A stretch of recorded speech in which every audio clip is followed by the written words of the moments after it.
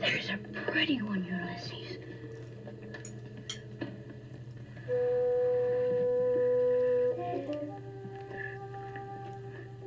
There it is. Hello, BookTube. I'm Shawn the Book Maniac. Welcome back to my channel. Here I am with a review. Before I get into that, apologies about background noise. It was such a beautiful day here in Tokyo. I think it's plus 14. It's going to get up to 18. I just had to get out of the house, so I'm a little squinty in the sun, and there's going to be a little bit of background noise, but shoganai, as they say in Japan.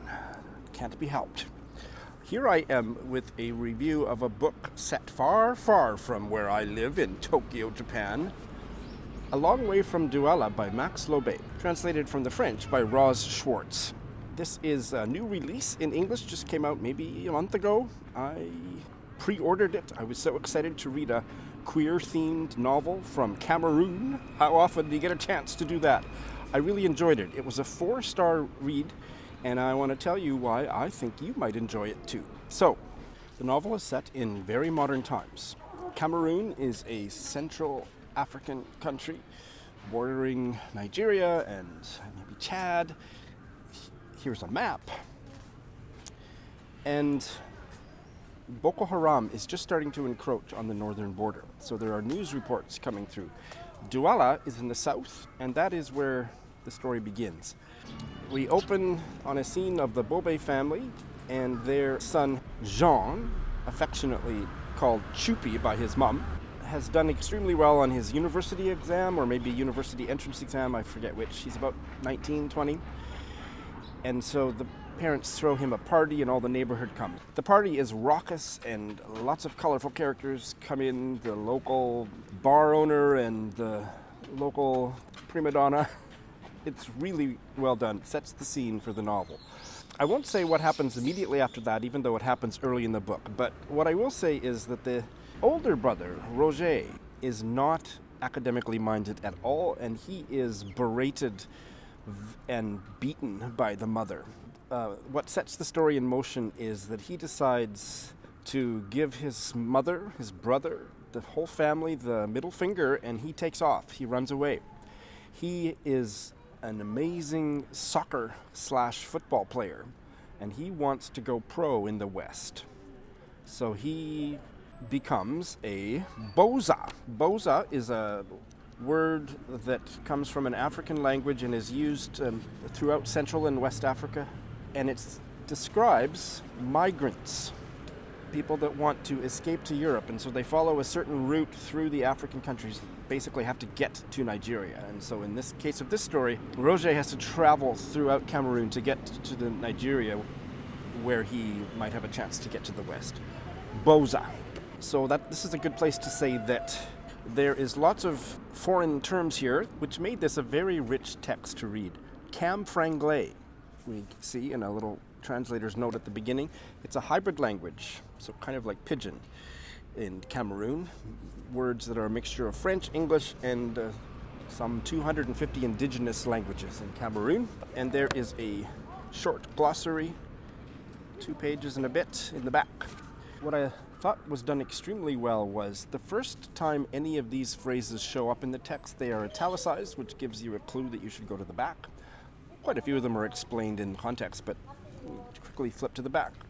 And then they are not italicized thereafter. But the other thing that I thought was just genius and fascinating is that English phrases are used idiomatically and in a kind of a slang way. And when those are rendered in italics in the text, the careful reader, the one who's read the translator's note, realizes, okay, the characters, although they're speaking in French or cam franglais, they are actually using an English phrase here. And that's really enriched my enjoyment of the text. In other words, well, there are quite a few non-English terms. It was not off-putting for me at all, and it won't be to you either. I guarantee it. So the older brother, and I have to say that the one thing that really kind of annoyed me about this book was a mistake that the publisher made. In the blurb on the back, they referred to Roger as being the younger brother, and that threw me off because as I was reading the story, I kept thinking the dynamic between these two brothers and the family of origin kind of dynamics that I have in my brain was not computing with the way the story was unfolding. Roger did not seem like a younger brother. He seemed like an older brother. Well, in fact, he was. And so that's a mistake on the synopsis in the back, and it really did throw me off, and I didn't get it confirmed until near the end of the story. And so I was pissed off about that. Hope Road Publishing, I'm glad you brought this novel into the world, but do better next time. And so Jean, the younger brother and our first-person narrator for this story, teams up with the best friend of the both brothers, Simon. And they are sent by their mothers are also best friends, to try to find Roger and bring him back. There is an ominous atmosphere that's ratcheting up everybody's anxiety about Roger's safety, which is that Boko Haram is starting to encroach on the Northern Territory, which is where he's headed in order to get to Nigeria on his Boza journey. And so everybody's freaked out about that. Never mind that they want him back in the family, damn it. And so the rest of this novel is about Simon and Jean's journey through Cameroon in search of the older son, Roger.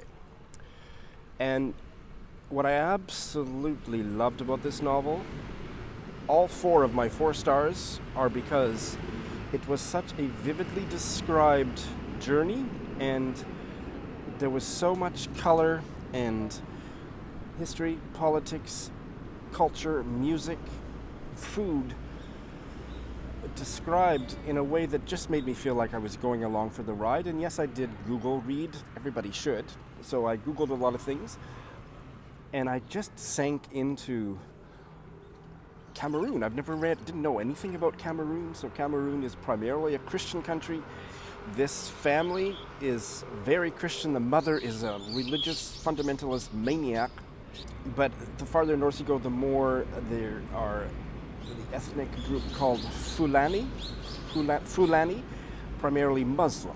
So there's all kinds of religious differences, conflicts, and absolutely fascinating aspects of just different cultures. They encounter people from other ethnic minorities, and all kinds of stereotypes come up.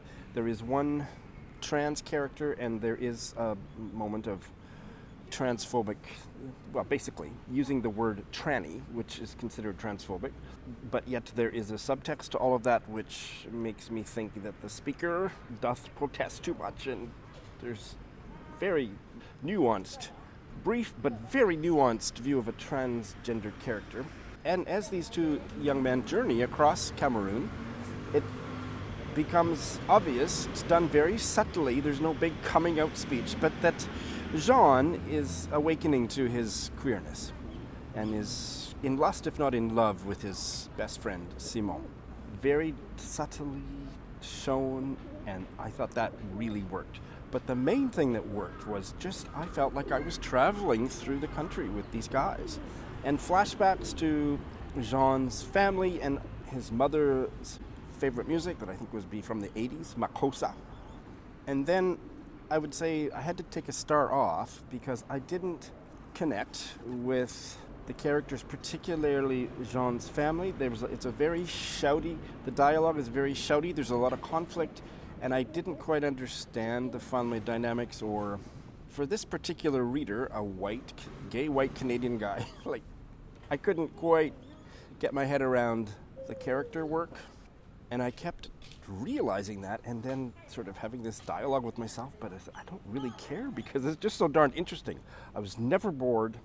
I was sometimes confused by the family, characterological stuff that didn't quite cohere for me, but I just kept throwing my hands up and saying, this is a really, really fascinating novel. So I enjoyed it in a 4-star way. Max Lobe has himself emigrated from Cameroon to attend university in Switzerland and stayed. So I think he has been in Switzerland, living in Switzerland for about 16 years. This is his 5th novel in French, his first one to be translated into English. All of his other novels, I have learned, were set both in Switzerland and Cameroon. This is the first one he's written that was exclusively a Cameroonian story, although with a lot about migration. I really recommend it. So I'm going to close with a scene that comes near the end of the book. There's nothing spoilery here. It's set in a hotel room. It's just before one of the sexiest moments in the novel, but I'm not going to read you that part. Call me a you-know-what tease. But it just shows so much of what I have been describing and what I enjoyed about it. So they are getting close to the northern border, and they're in this hotel. The narrator Jean and Simon is there.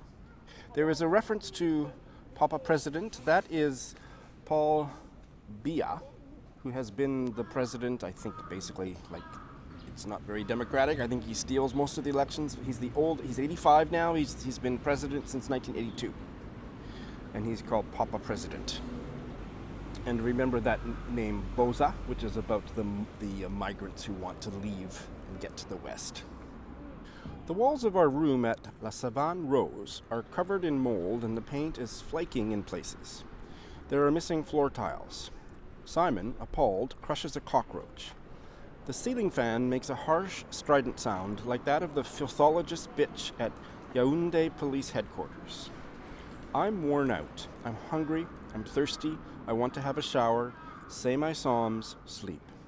Before going to bed, however, switching on the ancient TV set sitting on an old table, I tune into the national channel. It's broadcasting a documentary about the beauty of the far north of the country, with a soundtrack of regional folk music. It shows mountain ridges, heaps of grey stones from goodness knows where, parched shrubs, green, yellow, and even russet bushes. The russet-colored ones look out of place, and I'm struck by the clusters of mud brick houses with their thatched roofs and all the rural charm of a region that I know, on the contrary, to be openly hostile. Thin, bare-breasted women pound grain, singing. Everything is harmonious. Their high-pitched voices, the sound of their pestles thumping the wooden mortars, thump, thump, their hands clapping twice between each downward movement. Children play happily in the dirt nearby. They put any old thing in their mouths, perhaps a grain that's flown out of the mortar, or the occasional earthworm that's escaped the hen's notice. The program continues with images of the emissaries of our Papa President. They bring gifts for the needy communities, sacks of rice, groundnut oil, sugar, salt, cereals, and lots of other foodstuffs. An old woman pulls her scarf over her head and brushes away the flies buzzing around her with her gnarled hands. She thanks a Papa presidential envoy, stuffed into his three-piece suit, and his entire besuited delegation. What water are they supposed to cook that rice in? Fumes Simone, and then starts talking about brainwashing, a shit show, propaganda. Do they think we're stupid or what? I think he's being harsh. After all, those gifts will improve the villagers' lives, if only slightly. Simon shakes his head. The annoying thing is that a lot of people think like you, he says. You see things on TV and you believe them. Don't you believe what you see on Facebook, too? But it's not the same, Johnny. On social media, it's the witnesses talking directly. Look, how come we're here? What's the purpose of our trip? Solely to find Roger? But Roger's not the only one who wants Boza. Can someone explain to us why people are so desperate to go? What are they running away from? Since we left Douala, you've seen with your own eyes how beautiful the country is, how rich. We have everything here, and I mean everything. But even so, people prefer to go, even if they have to die on the way, even if they're going to be treated like animals over there. All they want is to go. Why? Can you tell me? I turn off the TV. We are quiet for some time. So that is a taste of A Long Way from Douala by Max Lobe, and I recommend it to you heartily. Thanks for watching.